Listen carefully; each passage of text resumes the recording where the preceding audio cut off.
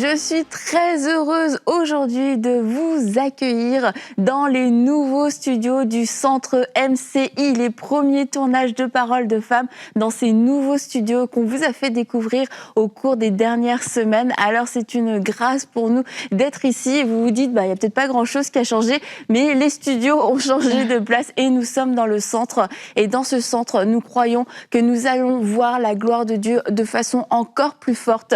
Et ce qu'on a vécu avec EMCI, qui est déjà extraordinaire, et on rend toute la gloire à Dieu, n'était que le début. On s'attend à beaucoup plus. Et avec Aurélie et Nadine, nous sommes dans la foi pour cette nouvelle saison. Bonjour Annabelle. Bonjour Annabelle. Donc oui, on est dans la foi pour cette nouvelle saison. Absolument, la gloire de cette deuxième maison sera plus grande que la première. Amen. Et on croit vraiment même qu'avec vous, Dieu va aussi faire de choses glorieuses. Et on s'attend à ça dans cette saison, tout ensemble, ici sur le plateau aussi. Et j'aimerais remercier tous nos partenaires. Merci à tous nos précieux partenaires pour votre soutien, votre fidélité, votre générosité. Parce que c'est grâce à vous, grâce à cet engagement de cœur qu'on peut vivre toutes ces choses ensemble, qu'on peut produire tous ces programmes qui sont diffusés partout dans la francophonie. Et on a déjà entendu beaucoup, reçu beaucoup de témoignages, comme on vous les a déjà partagés dans diverses émissions, les webinaires, etc. Mais on croit que nous allons recevoir encore plus de témoignages avec des choses encore plus extraordinaires. Alors merci à vous tous qui nous soutenez si fidèlement et certains depuis de nombreuses années. J'ai rencontré des personnes qui m'ont dit « Nous, on vous soutient depuis le début, genre le premier jour, alors que c'était encore le site enseigne-moi.com et des gens qui sont restés fidèles dans leur prière, dans leur soutien. Et je trouve ça assez extraordinaire. Et c'est pour ça que nous disons les partenaires, c'est la famille des partenaires. Parce que pour certains, on est vraiment ensemble depuis des années et des années. Il y en a qui étaient même là avant vous, les filles, figurez-vous. Oui, mais vous êtes les bienvenus. Vous faites partie de l'équipe quand même. Et cette semaine, nous voulons parler de consécration. Et nous voulons toutes être des femmes consacrées. On veut toutes vivre plus avec Dieu. On veut toutes aller plus loin. Et quelquefois, c'est pas facile.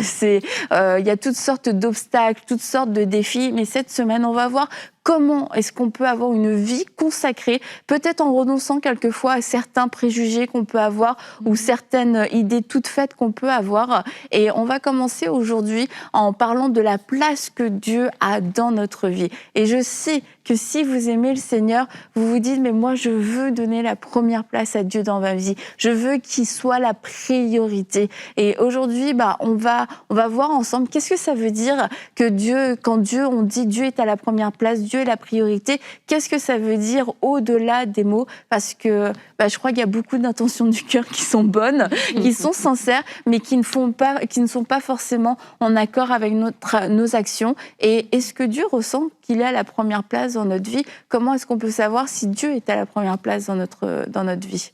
Mais déjà, je crois que c'est bon de se poser la question. C'est une question, je crois, qui est pour chacun d'entre nous. Peu importe le nombre d'années de vie chrétienne que vous avez, vous êtes peut-être nouvellement au Seigneur, peut-être ça fait 30 ans que vous êtes au Seigneur, mais c'est une question qu'il faut se poser sincèrement avec l'aide du Saint-Esprit. Est-ce que encore j'aime le Seigneur comme au début? Est-ce qu'il a encore la première place? Est-ce que mes décisions sont prises en fonction de lui, en fonction de ses commandements? Parce que la Bible va nous dire que aimer Dieu, c'est garder ses commandements, en fait. Et savoir que Dieu a la première place dans notre vie, c'est déjà dans ma façon de vivre, dans les décisions que je prends. Est-ce que mes décisions, ma façon d'être, c'est en accord avec la parole de Dieu? Si systématiquement, dans ma vie de tous les jours, je vis à l'encontre de ce que la parole de Dieu me demande de faire, que ce soit par rapport à l'amour de mon prochain, que ce soit par rapport à une vie de sainteté, que ce soit par rapport à plusieurs éléments comme ça qui sont flagrants, qui sont vraiment que je suis en dehors de ce que la parole de Dieu me dit, mais que je dis que j'aime Dieu de ma bouche, c'est déjà là la première chose de me dire, tiens, juste ça doit m'interpeller pour me rajuster, pour me dire, OK, j'ai peut-être, oui, aimé le Seigneur de tout mon cœur un certain temps, mais là, je sens que ma vie ne reflète pas ce que je dis de ma bouche, que je suis en train de faire. Je dis que j'aime Dieu de ma bouche, mais dans ma vie, dans ma façon de prendre mes décisions, dans ce que je fais, ça ne reflète pas ce que le Seigneur veut que je fasse. Donc déjà là, c'est la première interpellation. Mais déjà de dire que toute personne doit se poser cette question. C'est pas une question qui est réservée aux nouveaux convertis. convertis, même au bout de 30 ans de vie chrétienne, c'est une question qu'on doit se poser pour que nous-mêmes, on ne tombe pas dans une espèce de routine, mais que vraiment on se mette toujours à jour par rapport à cela. Oui, et c'est très important ce que tu dis, Nadine, parce que le fait aussi de faire les activités chrétiennes ne signifie pas forcément que Dieu a la première place. Parce que quand on va poser cette question à certaines personnes, elles vont répondre « oui, je vais à l'église ». Oui, il m'arrive de lire la Bible et tout. C'est des bonnes choses à faire, hein, et c'est même des choses, oui, quelque part, qui montrent que tu as un cœur pour Dieu. Mais ça ne veut pas forcément dire, quand tu fais ça, que Dieu a la première place. D'où vraiment l'intérêt de se poser cette question. C'est vraiment la relation d'amour que tu vas entretenir avec Dieu qui va déterminer s'il a vraiment cette première place dans ton cœur ou pas. Et c'est aussi jusqu'où tu es prêt à aller par rapport pour Dieu qui va le déterminer. Donc, c'est facile de dire quand on est chrétien ou quand on a une vie spirituelle, on va dire ça comme ça, que Dieu a la première place. Mais si on prend le temps, comme Nadine a dit, de s'arrêter et de vraiment se poser la question, est-ce que c'est vraiment Dieu? Mais là, on va commencer à analyser certaines choses. Nadine a parlé de la façon dont on vit. Est-ce que les choix que vous faites vous éloignent ou vous rapprochent de Dieu? Est-ce que dans ta façon de prendre des décisions, tu tiens vraiment en considération le point de vue de Dieu? Est-ce que ça t'importe vraiment? Ou alors, tu fais tes choses comme tu sembles, ce que tu estimes être bien, tout simplement.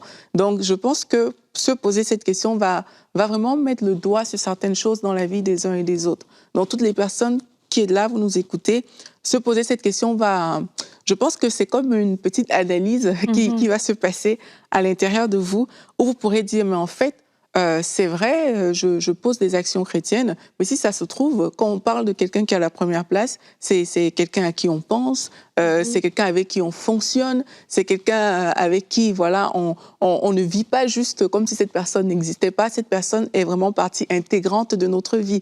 Mais à la lumière de ce que vous vivez chaque jour, est-ce que c'est vraiment ce que vous constatez, ou alors vous faites des activités peut-être même pour Dieu, mais loin de lui au final. Donc, c'est vraiment important de revenir à cette question de base.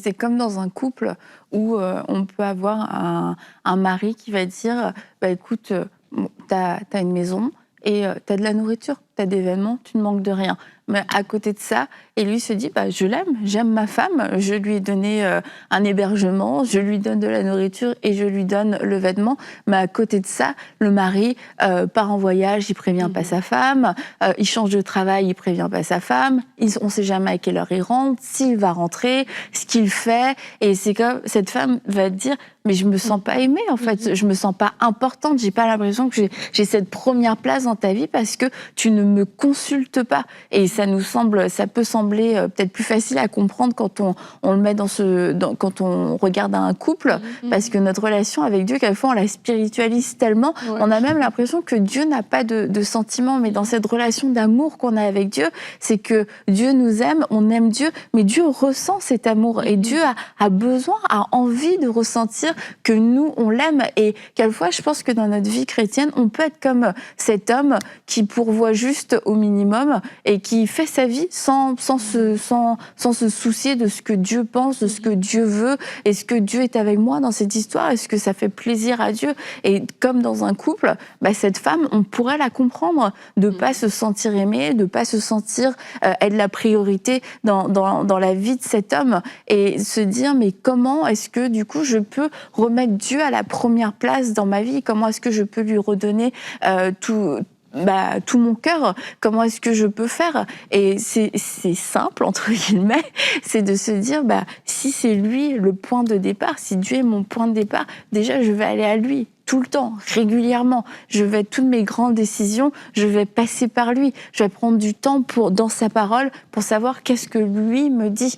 Et souvent, une des façons dont on va s'éloigner de Dieu, c'est parce qu'on va reprendre le contrôle de notre vie. On va arrêter de le laisser régner, de le laisser être le Seigneur de notre vie. On va redevenir le maître de notre vie. Et Dieu fait partie de notre vie, mais notre vie n'est pas dans sa main pleinement. On l'a reprise et on prend nos propres décisions. On va dans les directions qu'on veut. Puis on espère que Dieu, dans notre petit sac à main, va nous suivre et puis nous bénir. Mais ça, c'est, je pense, un des grands pièges qu'on peut avoir dans notre cœur humain. C'est de reprendre le contrôle de notre vie et du coup, de ne plus laisser à Dieu la première place et de ne pas lui laisser l'espace, la liberté, le temps de pouvoir nous parler et nous diriger.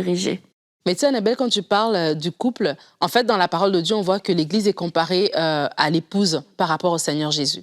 Et je crois que cette image, elle est très parlante pour nous dire, on parle de, est-ce que Dieu a la première place dans ta vie? De se dire, en fait, dans un couple, ce qui fait qu'on montre qu'on est un couple et que l'autre est important pour nous, c'est que nos pensées sont portées vers cette autre personne-là. Nos pensées sont portées vers lui pour lui faire plaisir, vers lui pour passer du temps avec lui, vers lui pour vouloir son bien, etc. Donc, ça veut dire que savoir est-ce que Dieu a la première place dans notre vie et se poser la question, se dire, est-ce que mes pensées sont portées vers le Seigneur? Quand je me réveille le matin, est-ce que ma première pensée est portée vers le Seigneur? Est-ce que dans la journée, j'ai envie de passer du temps avec lui? Est-ce que je pense à lui?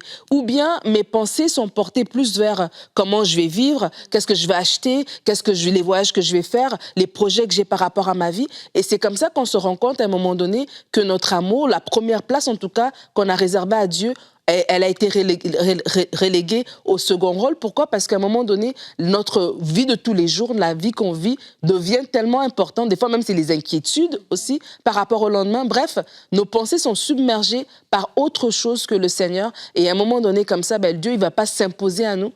Il recule dans nos pensées. À un moment donné, il recule aussi dans notre façon d'aborder les choses. Parce que s'il n'est pas à la première place et que mes pensées ne sont pas portées vers lui, mais vers mes propres projets, du coup, même quand je voudrais prendre une décision, je n'irai pas le consulter parce que je prends la décision avec ma propre logique et mon propre raisonnement. Et ça, c'est vraiment un élément je me dis, c'est une question personnelle. Hein. Moi, je ne peux pas savoir si Dieu a la première place dans ta vie parce que je ne peux pas évaluer la première place en fonction de ton service ou de la façon dont tu es. C'est toi qui sais dans ton cœur. Et je crois que chaque personne doit se poser la question dans mon cœur. Est-ce que mes pensées sont portées vers le Seigneur, vers ce qui lui fait plaisir, ou mes pensées sont dirigées vers moi-même? Et vraiment, j'invite les gens à renouveler vraiment cette façon de fonctionner parce que c'est un voleur. Lorsqu'on se met à penser à autre chose, à ne plus vraiment rechercher sa présence et rechercher sa personne, à un moment donné, on ne va pas s'en rendre compte, mais au bout d'un moment, c'est comme il a dit à Éphèse, oui, tu fais toutes ces choses, mais t'as perdu ton premier amour, en fait. Et donc, je crois que c'est vraiment une question à se poser sérieusement. Ça me fait penser aussi à la parabole du semeur, quand tu parles. C'est qu'il y a différents types de terres. Et c'est ça aussi, il y a différents types de choses qui peuvent peut-être t'empêcher d'être plus proche de Dieu et de laisser cette première place à Dieu dans ta vie. Il y a des personnes, exactement comme la première terre, et qui manquait de racines. C'est juste qu'il n'y a jamais aucune racine que tu as fait germer dans ton cœur pour Dieu. Du coup, c'est clair que quand il s'agit de lui, il n'y a tellement pas de racines que c'est comme si ça ne t'intéressait pas, en fait. Ton centre d'intérêt est porté complètement sur autre chose. Et ça existe des personnes comme ça, à qui on a peut-être parlé de Dieu et tout, mais il n'y a juste pas de racines.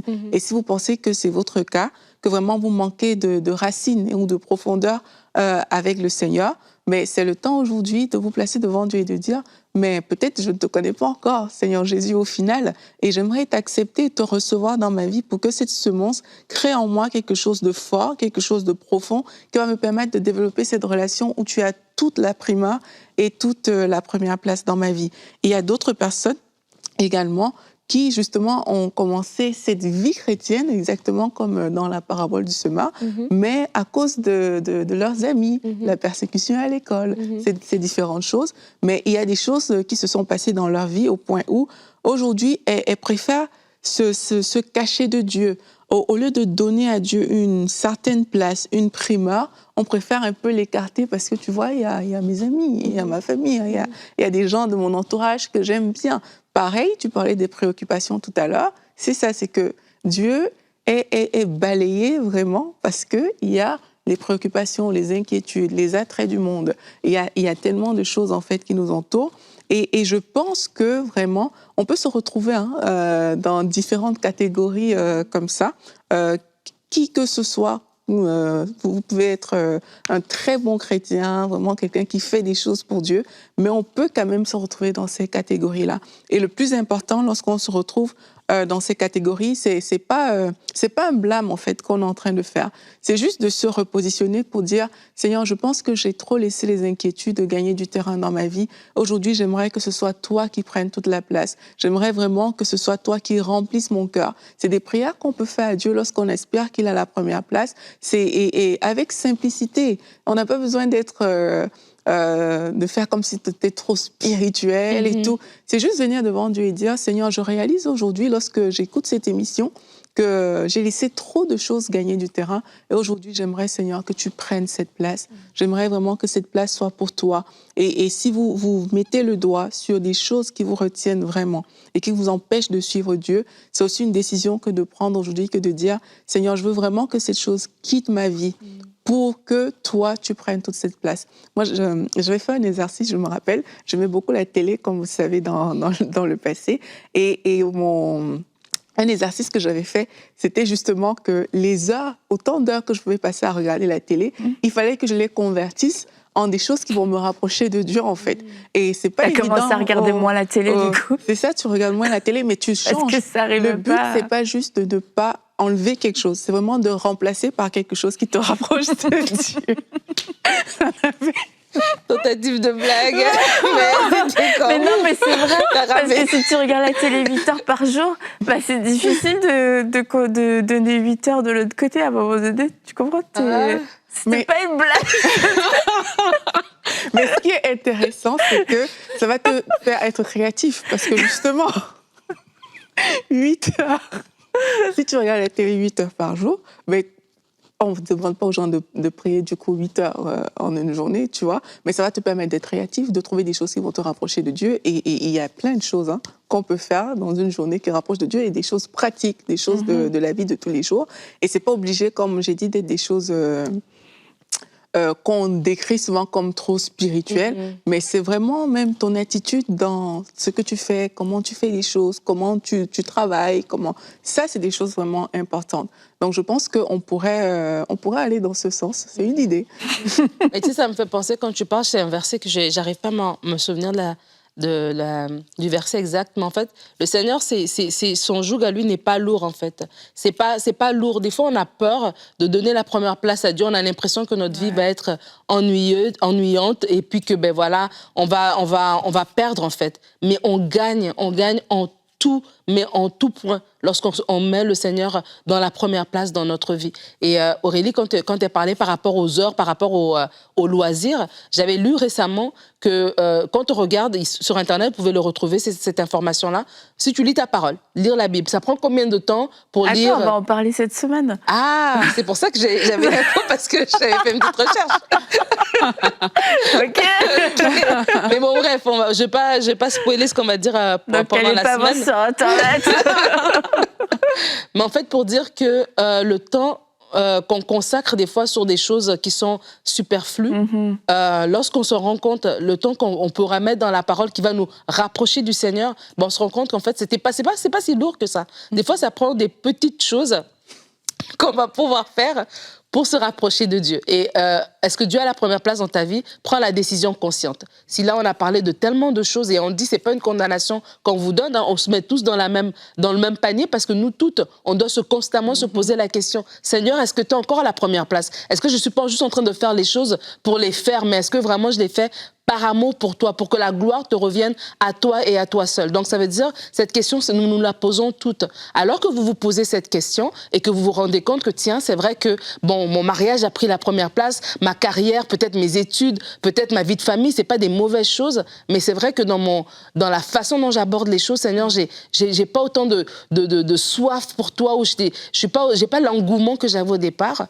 mais comment est-ce que je peux faire? Et là, le Seigneur va te montrer des fois de façon pratique, ok, si tu coupes telle chose dans ta journée, ben voilà, ce temps-là va être dégagé pour moi. Et lorsque tu vas dégager ce temps pour moi, ben moi, je vais faire ma part. Ta part à toi, c'est de dégager ce 30 minutes. Ma part à moi, c'est de te rencontrer. Et là, vous allez voir que vous allez dégager ce temps. Dieu va te rencontrer d'une façon tellement particulière que le lendemain, tu auras les 30 minutes. Le surlendemain, tu auras encore plus. Et là, du coup, il va faire un travail dans ta vie, en fait. Et toi-même, tu vas te rendre compte, ah ben tiens, non seulement tu vas t'enraciner davantage, comme Aurélie le disait, et donc du coup, tu vas grandir, mais tu vas te rendre compte, il y a plein de choses. Peut-être il y avait des soucis que tu avais, peut-être des inquiétudes que tu avais, que parce que Dieu n'avait pas la première place, tu avais ces inquiétudes. Mais maintenant qu'il a la première place, ben, ces inquiétudes s'enfuient, en fait.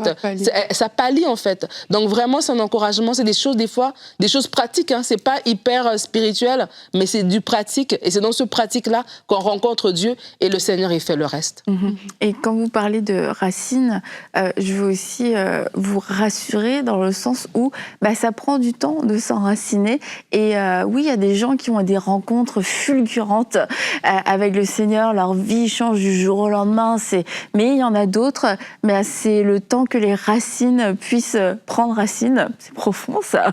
Et prendre racine, ça peut prendre un petit moment pour que notre vie commence à porter du fruit, puis qu'on puisse voir un changement. Et ça va être des petites habitudes, des bonnes habitudes, mais qui vont créer un changement radical dans votre vie, et que dans un an, vous allez pouvoir vous dire « Ah oui, Dieu a la première place dans ma vie. Dieu a vraiment la première place. Je ne regarde plus 8 heures par jour la télévision, et c'est plus un combat non plus aujourd'hui, c'est plus une lutte.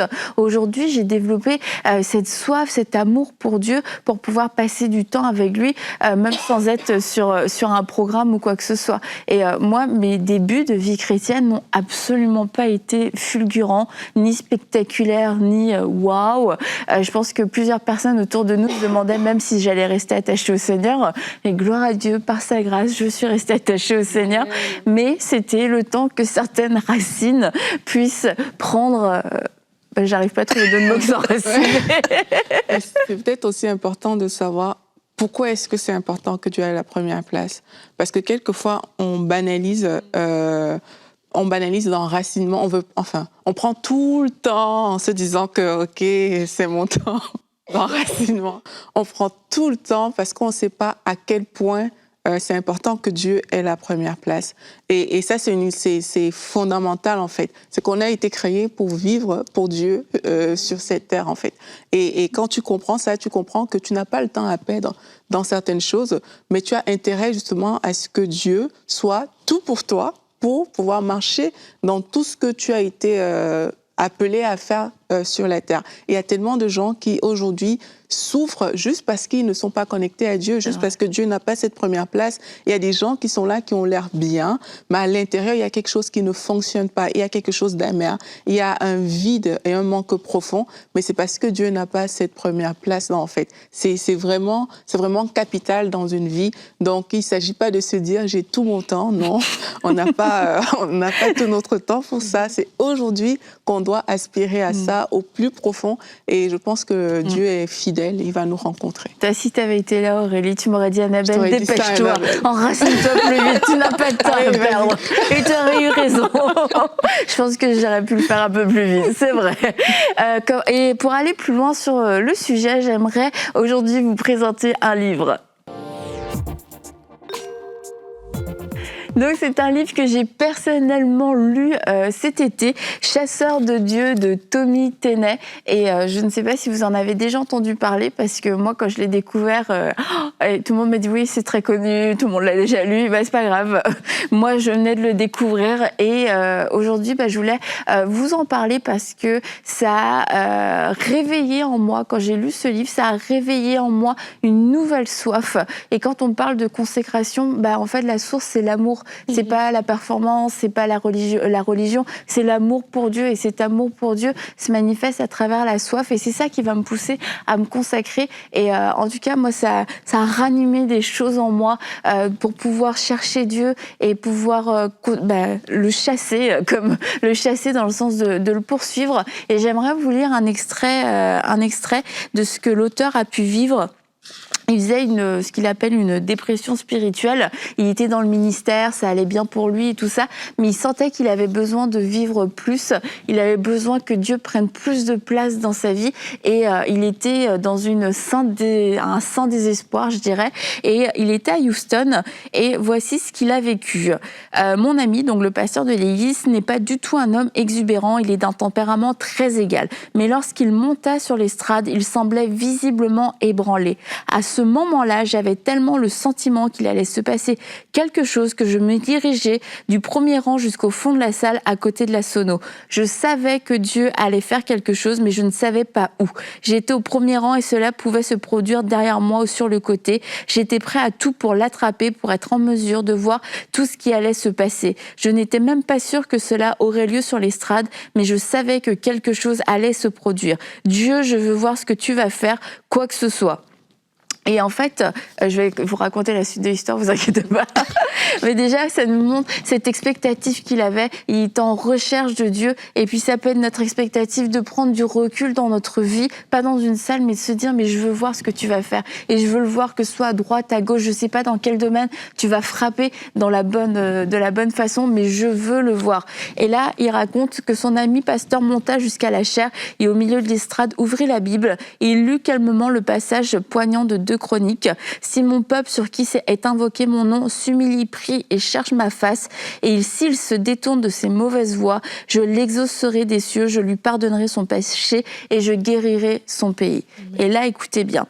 Puis il ferma sa Bible, agrippa les bords de la chaire de ses mains tremblantes et dit « La parole du Seigneur pour nous est que nous cessions de chercher les avantages qui proviennent de lui et que nous le cherchions lui. Nous ne devons pas chercher ses mains, mais chercher sa face. » À cet instant, j'entendis quelque chose comme l'écho d'un coup de tonnerre qui traversait le bâtiment et le pasteur fut littéralement soulevé de terre et projeté en arrière de la chaire à environ 3 mètres. À ce moment-là, le pupitre tomba en avant, le joli massif de fleurs qui était devant s'écrasa par terre, mais au moment où la chaire heurta le sol, elle était déjà coupée en 2. Elle s'était séparée en 2 morceaux, comme si un éclair l'avait frappée. À cet instant, la terreur palpable de la présence de Dieu remplit cette salle. Et en fait, je vous encourage à lire le livre en entier pour savoir ce qui s'est passé. Mais ça s'est passé à la première réunion dans une église à 8h30 où ils disaient, bon, c'est la première réunion à 8h30. Et la réunion n'a jamais terminé. Finalement, ce jour-là, les gens ont continué de rentrer. Des gens ont été baptisés, remplis du Saint-Esprit. Des gens ont été sauvés. Les gens, ils racontent, il y avait des hommes d'affaires qui se mettaient à courir devant. Ils se marchaient les uns sur les autres. Bon, c'était pas dangereux, c'était bien. Et pour aller se repentir devant, et ça n'arrêtait pas, des flots et des flots et des flots de repentance. Et tout ça pour dire qu'on doit être prêt aussi à ce que Dieu vienne nous rencontrer à sa façon. On doit avoir une disposition d'humilité, une disposition pour dire Seigneur, c'est toi que je veux rencontrer. Avoir la première place, c'est pas les choses de Dieu, le service, les bénédictions, ce que Dieu nous donne, etc. C'est que lorsque Dieu a sa première place, c'est sa présence qu'on cherche, c'est sa présence qu'on chérit. Et peu importe comment il veut se manifester. Et il y en a peut-être, lorsqu'on lit ce genre de choses, ça vous fait peur, vous vous dites, je sais pas si j'ai envie de le vivre, mais si on veut que Dieu ait la première place, si on veut lui dire, viens, fais ce que tu veux, si tu veux me mettre par terre, si tu veux me faire voler à 3 mètres, si tu veux me faire pleurer, sangloter, morver, bref, peu importe, eh bien, je veux te rencontrer. Et c'est aussi là que va commencer une nouvelle vie de consécration dans une nouvelle dimension. C'est de lui, c'est prendre la place dans toute notre vie, mais aussi dans ces temps de qualité, s'attendre à ce qu'il puisse venir et qu'il le fasse de la façon dont lui le veut. Et puis demain, eh bien, nous parlerons de la consécration et des sacrifices à faire pour vivre une meilleure vie de consécration, une vie de consécration de plus grande qualité. Alors on se dit à demain pour une prochaine émission de Paroles de Femmes.